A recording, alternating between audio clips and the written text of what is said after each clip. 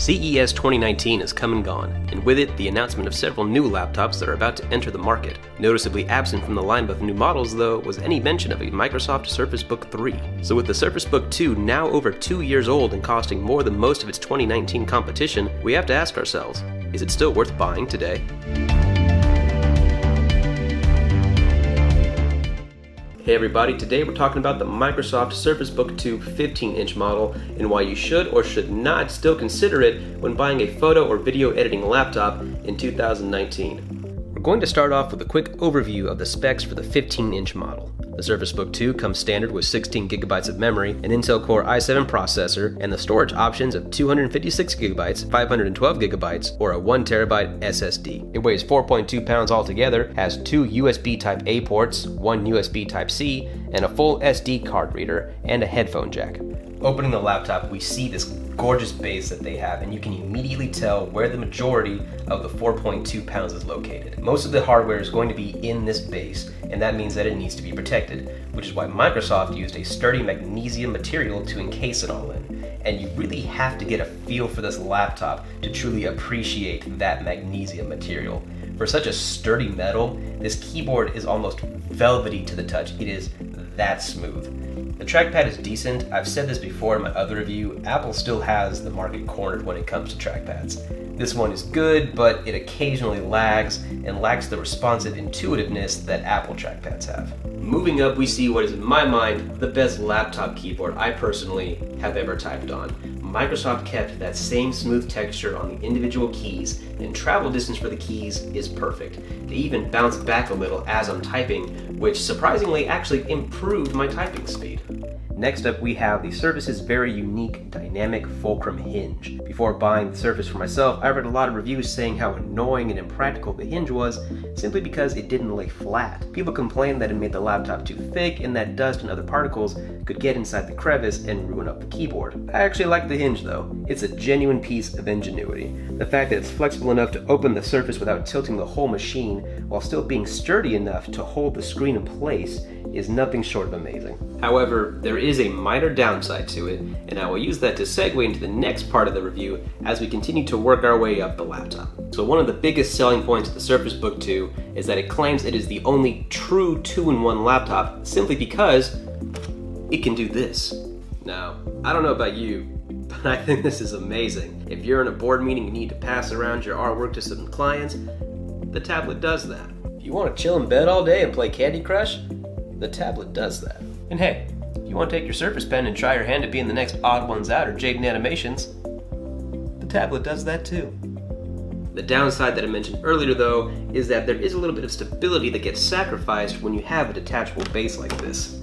I found that on multiple occasions, if you tap the screen too hard, it bounces around a little bit. But this wasn't too much of a problem. I mean, the touchscreen comes with 10-point multi-touch, which recognizes even the slightest of touches. So long as you aren't just slamming your fingers onto the glass, the flimsier nature of the hinge won't really bother you.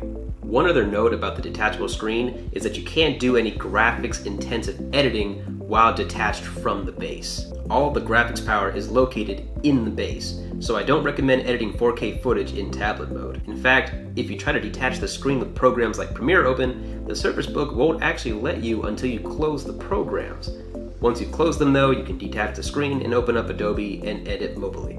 Now we've reached the top of the laptop where everything really comes together. The screen itself is arguably more important than the detachable function that it holds because of one simple reason: the aspect ratio. Most DSLRs already shoot in a 4:3 or 3:2 ratio. So when you toss something into Photoshop or Lightroom, you get to utilize all that extra screen real estate. And the 3240 by 2160 screen resolution means you get to go deep into an edit without sacrificing any quality of the image because of those extra pixels. But here's where that 3:2 aspect ratio becomes a bit more of a curse than a blessing. For photography, the ratio only helps you.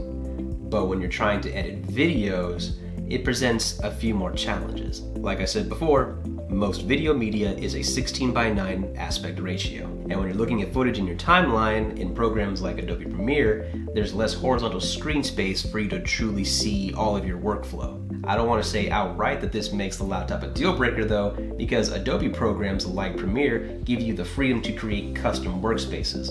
So even if you have a smaller screen, Adobe helps accommodate for that to make the most of whatever screen size or aspect ratio you choose.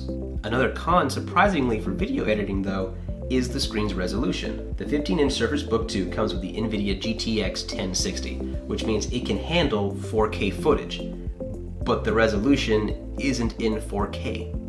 So, why?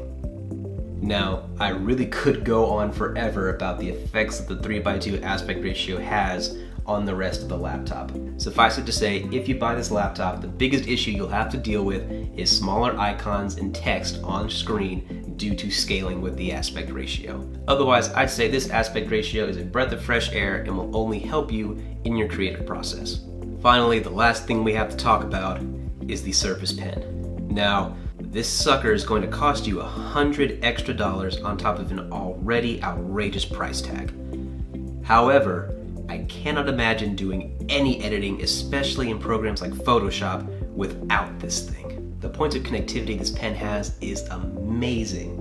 It is extremely responsive, there is no lag whatsoever, and not only has the keyboard and the touchscreen increase my workflow, but the pen acts like a scalpel, allowing me to highlight certain areas of a photo with surgical precision, increasing my workflow 100-fold. Not to mention, you can even program the pen. Right now I have it set to where if I click this top piece once, it opens up Adobe Premiere. 2 clicks opens up Photoshop, and holding it down takes a screenshot. But you can have it programmed to do all sorts of things. You can open up other apps, and you can even activate Cortana with this thing. Microsoft has truly outdone themselves with the Surface Pen. So, let's answer the big question. Is the Surface Book 2 still worth buying in 2019? Well, are there cheaper and lighter models out there in the market right now? Yeah. Do some of those models have better screens and color profiles? Some do. Will those laptops outlast the Surface Book 2? No. There's a reason why this laptop weighs twice as much as the competition. It's because of superior build quality, and that means that this will last longer than any of the off-brand laptops that boast similar specs. And that's exactly the reason why I think the Surface Book 2 is worth the investment. Now, I realize that this laptop may still be out of reach for some of you money-wise because it costs $3,200 fully loaded, and that doesn't include the extra $100 you're going to have to pay for the Surface Pen. So, if you're okay with sacrificing a little bit of build quality while still maintaining the specs and technical capabilities of this machine, but paying half the price, I suggest you look at the Asus 2-in-1 review that I did a couple weeks ago. I'm going to link it below. I really think you should check it out. But what do you think about the Surface Book 2? Did my review help sway you one way or the other? Comment below your thoughts and if you think we'll see a Surface Book 3 announced anytime this year. Also, don't forget to like my video and subscribe to the channel for more reviews and fun videos like this one, where I show you how to take care of a loved one who has fallen ill with the flu. Alright, that about wraps it up for me. I will see you all next time.